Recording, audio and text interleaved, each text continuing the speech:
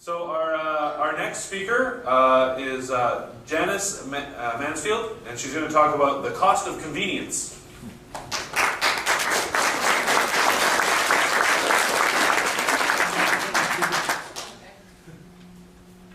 So now he tells me about the 5 minutes. Well, thanks to Chris for a great idea and actually making the great idea happen. This is, I think, it was a couple months ago, 3 months ago, when you first put out the idea to have a conference about ideas. I had an idea percolating around at the time, and I thought it might be an interesting talk, so here I am today. I've called my talk The Cost of Convenience. It's actually related to food, convenience food, in fact, and the talk... Sorry, Janice, could you stand a little bit closer to the mic? Okay, can you hear me now? So the talk actually began with a commercial that I was watching on the television and an offhand comment that I happened to make on Facebook. So the commercial was, in fact, one of the latest from McKean, a fine Canadian firm, for instant potatoes, purely potatoes. I'm sure I'm violating all kinds of copyright infringements here, but it's for frozen potatoes that are peeled and chopped. And my initial reaction, well, the tagline was what's standing between you and mashed potatoes. And so, you cue the harried working mom who's sweating up a storm in her board meeting and frantically figuring out how she's going to possibly get mashed potatoes on the table, driving home stressing out over the mashed potatoes and in this Sisyphean loop of potato preparation. And my initial thought was, seriously, like this is what's the straw that breaks your back? Peeling potatoes seemed like the least of my worries, and certainly wasn't the one thing that sent me over the edge on any particular day. And sort of the offhand comment I made was, when did we get so busy that peeling potatoes became such a Herculean effort? So I just want to sort of clarify before this. I did actually go and look at the package of potatoes after this, and there's nothing inherently wrong with the potatoes. They come in a bag. There's potatoes and some sodium phosphate in there to stop them from turning brown. But it was the whole approach to the potatoes that really irked me and sent me off to Facebook to make snarky comments. Didn't, in fact, just strike me. In fact, this comment on Facebook generated a whole bunch of interesting comments. Some people going with me seriously, like this is an issue, but other people saying, well, I'm a working dad. And if I don't have to peel potatoes, I'm quite happy to not have to peel potatoes. So I work with food on a daily basis right now, but my previous one of my previous incarnations was as an economist. So I'm recovering. I've created my own 12-step program and my own support group, but I do find that one of the things I tend to do is that seems to be hardwired now is tend to look at the opportunity cost of things. So I thought I was curious after this, what's the actual cost of potatoes? And sort of $4 for a bag of these pre-peeled potatoes, 750 grams. The cost of potatoes, if you go to the sort of any supermarket, maybe 79 cents. So you're talking about $1.30 for those potatoes. Less if you grow them yourself, maybe a bit more if you're going organic, but not so big a difference. But consider a couple of things. In fact, the large food processing company actually buys those potatoes for considerably less than wholesale. So your 79 cents at the supermarket is considerably less for large food companies, such as our esteemed Canadian company mentioned in the previous minute or so.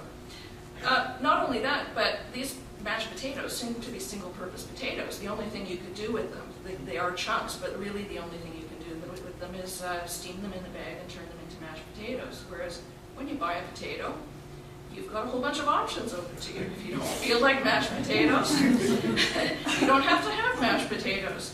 You could have them baked instead. You could turn them into French fries. You could turn them into scalloped potatoes. Think of the possibilities. So, there's an opportunity cost there in terms of lost choice. So, even if you factor in your costs, of actually peeling the potatoes, which takes, what, 10 minutes maybe, to peel 750 grams of potatoes.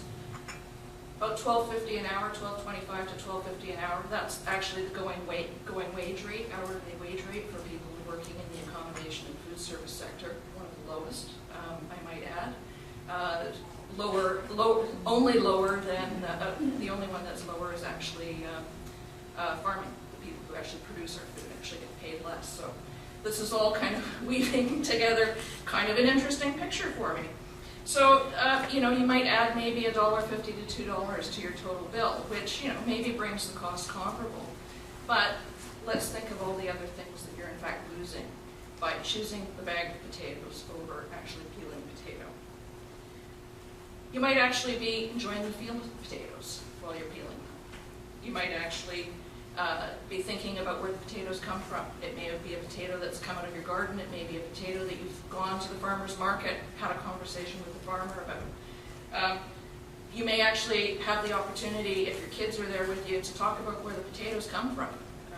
I've talked to a lot of farmers who are despairing because kids don't know what food looks like, where it comes from. They don't know that blueberries are blue when they're ripe. They don't know things like radishes grow under the ground. You might also have had a contemplative moment at the end of a busy day while you're peeling the potatoes. So you lose that opportunity. Looking out in your back garden or having a conversation with your family. So this is just sort of one of the most recent examples that kind of got me going. It's a product that's aimed to make our lives easier. And yes, it does make it easier in some respects, but raises a whole bunch of interesting questions, I think. We've got products like rice that cooks in under 2 minutes, pot pies that crisp in the microwave, or my favorite, the ready-made microwave hamburger. So you have to ask, do we really need rice that cooks in the time it takes to put on your underwear? Every game.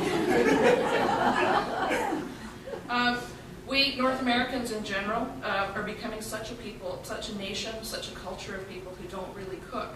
We see shows with titles like Semi-Homemade, topping the rating charts on the Food Network. I get visions of early tuna noodle casserole in the 1950s. Swanson's is spearheading campaigns to actually get families to be sitting down to dinner at home 1 day a week over their microwave lasagna. We now consider it normal practice, sort of normal making spaghetti is actually dumping a jar of sauce over some boiled noodles. We've lost all that's involved more and more in what's actually involved in preparing that food. Things have gotten so bad, in fact, that the latest U.S. food guidelines due to come out this fall have come to the conclusion, and this is a quote out of a report out of the New York Times just less than a month ago, that nutritional education, cooking skills, and food safety needs to be strengthened, especially among families. The idea is to get people to cook and eat at home more. So that's a direct quote for these guidelines set to come out in the fall. So things are a pretty sad state when the government actually has to tell you to stay home and cook. Okay. In fact, there are those actually crying the emperor has no clothes on some of this, and the most recent International Association of Culinary Professionals conference, Michael Ruhlman, a food writer, called bullshit to the notion that to those who said we're all such busy people that it's okay to eat like that. Michael Ruhlman was called elitist and being told he was out of touch by a number of people, but he did raise the titillating notion that for the amount of effort required to put a roast chicken in the oven, one could go and have sex with one's spouse while the chicken was roasting. You could actually talk to your kids or help them with their homework, heaven forbid. I'd just like to wrap up by saying, we're seeing more and more outsourcing of our food and our food preparation, and there's more to just nourishing ourselves. Although nourishing ourselves is very basic, it's at the root of Maslow's hierarchy of need, right up there with having drinking water and being able to breathe. But eating and preparing food is one of those basic needs that transcends across many aspects of our psyche. So what are we doing to ourselves when in fact we outsource this very important aspect of our beings? Thank you.